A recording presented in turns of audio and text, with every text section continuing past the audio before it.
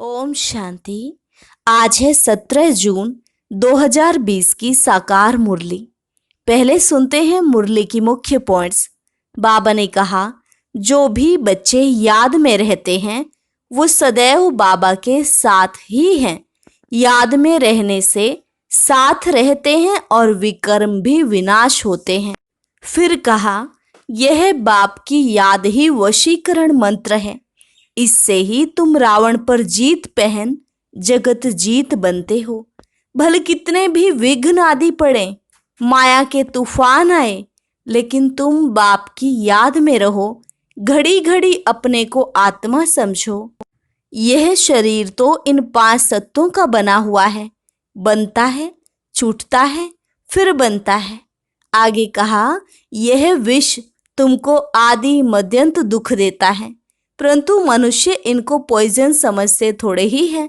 गायन भी है ना, अमृत छोड़ विष काहे को खाए। तुम अभी यह पुरानी जुत्ती छोड़ने का पुरुषार्थ करते हो।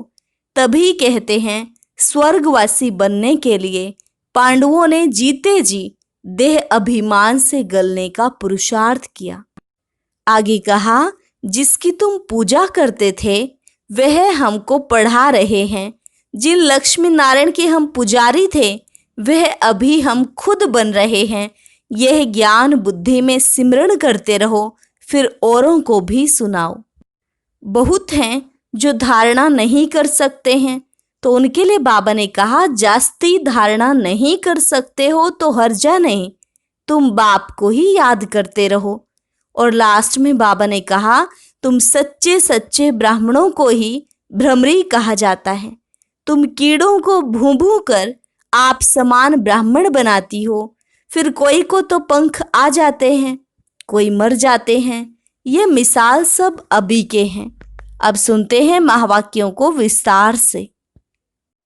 मुरली का सार। मीठे बच्चे, याद में रहो तो दूर होते भी साथ में हो। याद से साथ का भी अनुभव होता है और विकर्म भी विनाश होते हैं। प्रश्न, दूरदेशी बाप बच्चों को दूरादेशी बनाने के लिए कौन सा ज्ञान देते हैं? उत्तर, आत्मा कैसे चक्र में भिन्न भिन्न वर्णों में आती है, इसका ज्ञान दूरादेशी बाप ही देते हैं। तुम जानते हो, अभी हम ब्राह्मण वर्ण के हैं। इसके पहले जब ज्ञान नहीं था तो शूद्र वर्ण के थे, उसके पहले वैश्य वर्ण के थे। दूर देश में रहने वाला बाप आकर यह दूरादेशी बनने का सारा ज्ञान बच्चों को देते हैं। गीत, जो पिया के साथ है उसके साथ ज्ञान बरसात है। ओम शांति। जो ज्ञान सागर के साथ है उनके लिए ज्ञान बरसात है। तुम बाप के साथ हो ना, भले विलायत में हो वह कहाँ भी हो, साथ हो। याद तो रखते हो ना। जो भी बच्चे याद में रहते हैं वो सदैव साथ में हैं। याद में रहने से साथ रहते हैं और विकर्म विनाश होते हैं। फिर शुरू होता है विकर्माजीत संवत। फिर जब रावण राज्य होता है तब कहते हैं राजा विक्रम का संवत। वह विकर्माजीत, वह विक्रम। अभी तुम विकर्माजीत बन रहे हो, फिर तुम विकर्मी बन जाएंगे। इस समय सभी अति विकर्मी हैं, किसको भी अपने धर्म का पता नहीं है। आज बाबा एक छोटा सा प्रश्न पूछते हैं।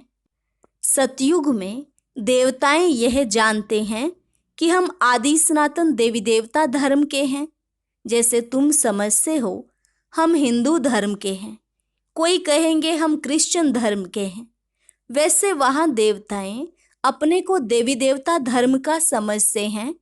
विचार की बात है ना।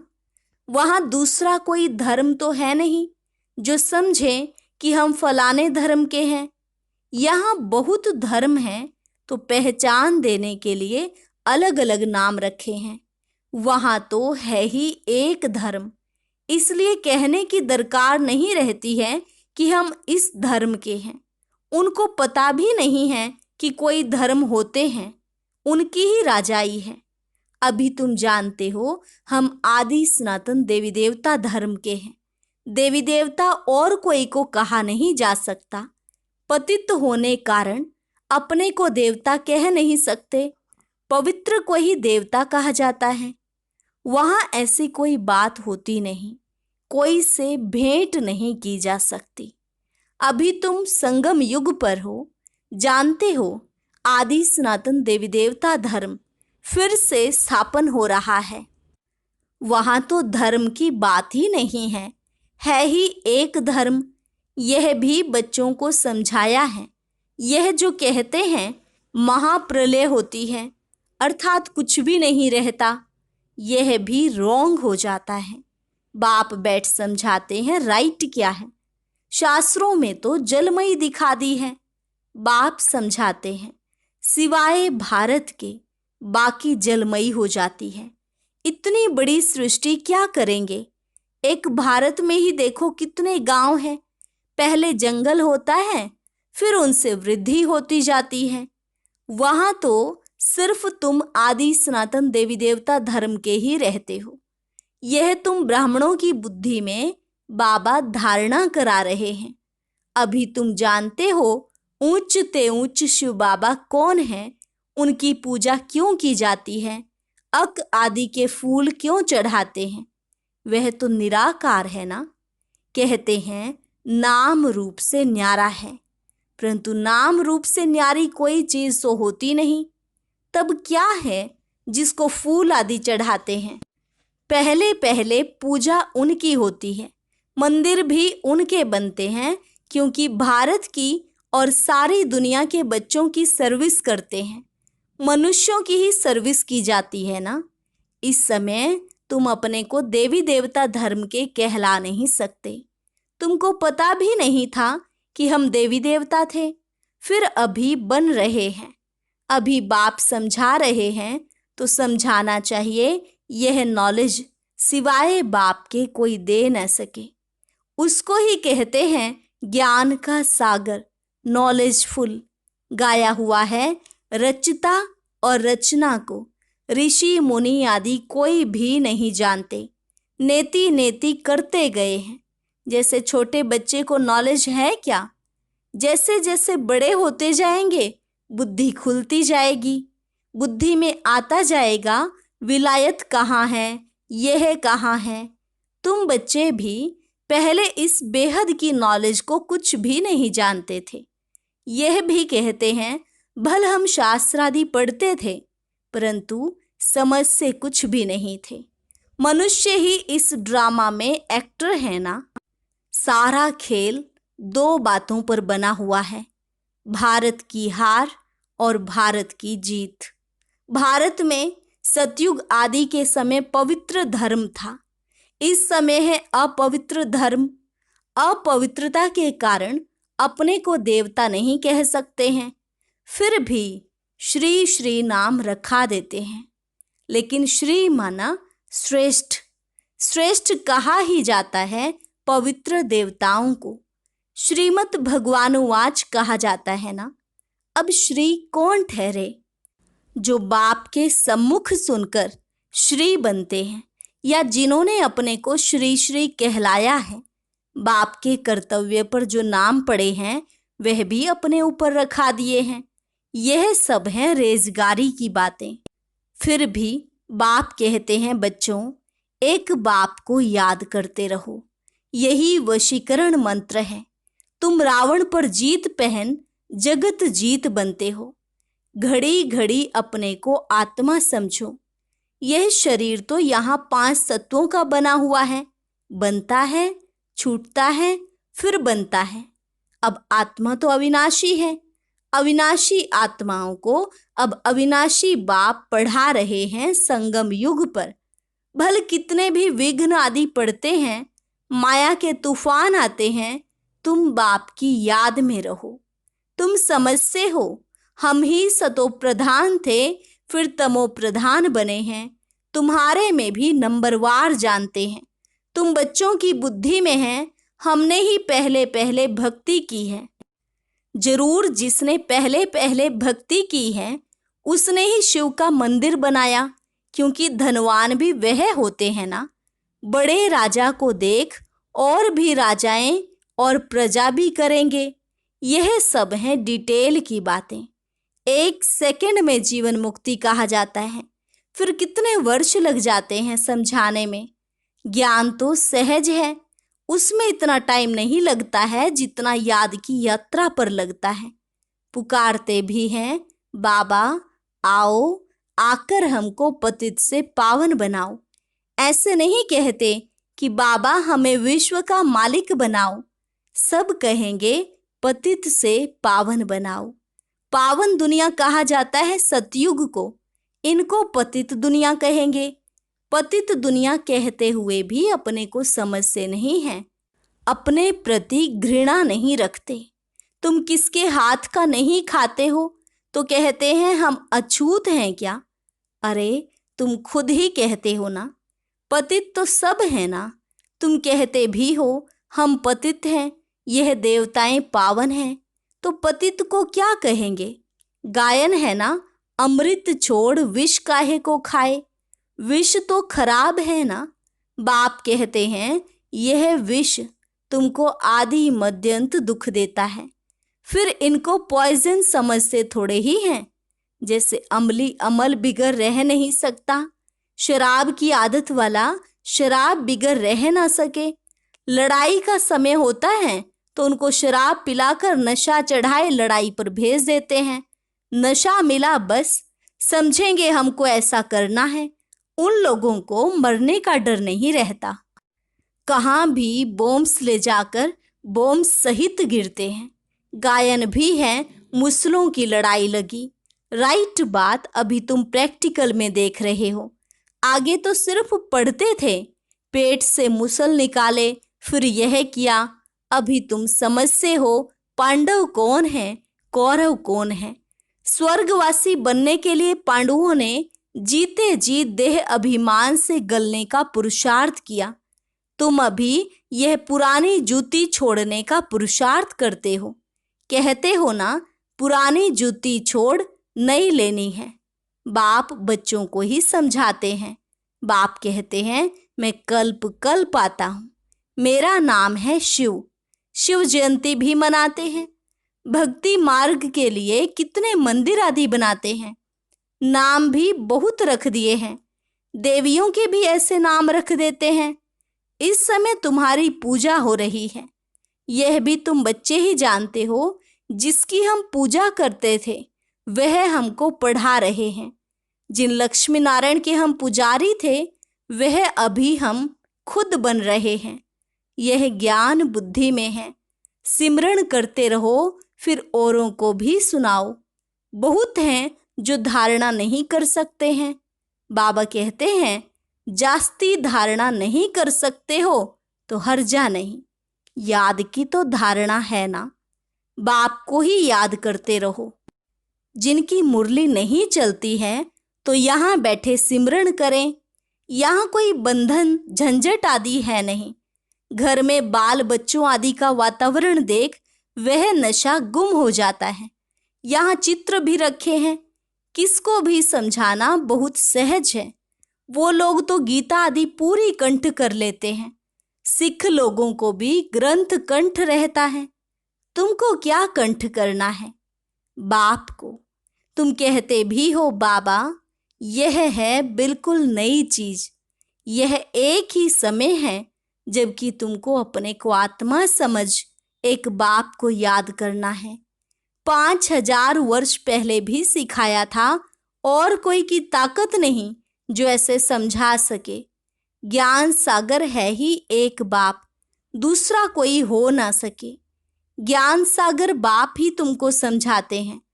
आजकल ऐसे भी बहुत निकले हैं जो कहते हैं हमने अवतार लिया है, इसलिए सच की स्थापना में कितने विघ्न पड़ते हैं।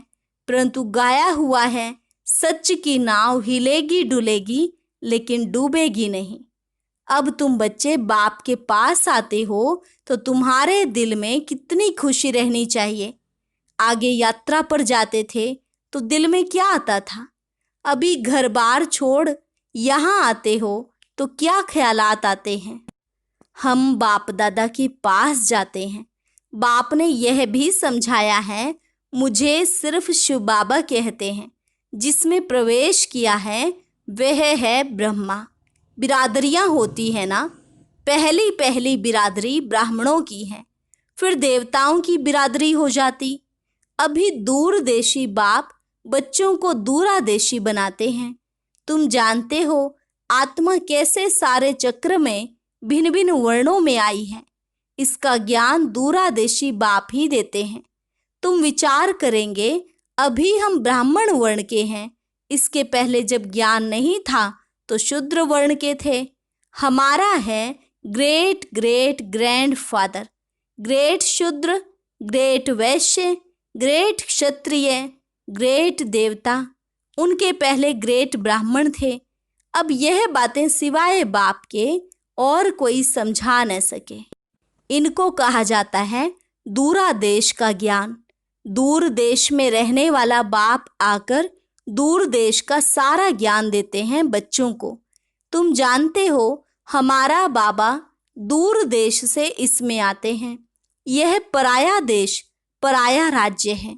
शिव बाबा को अपना शरीर नहीं है और वह है ज्ञान का सागर।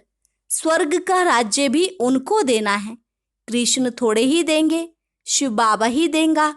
कृष्ण को बाबा नहीं कहेंगे। बाप राज्य देते हैं, बाप से ही वर्षा मिलता है।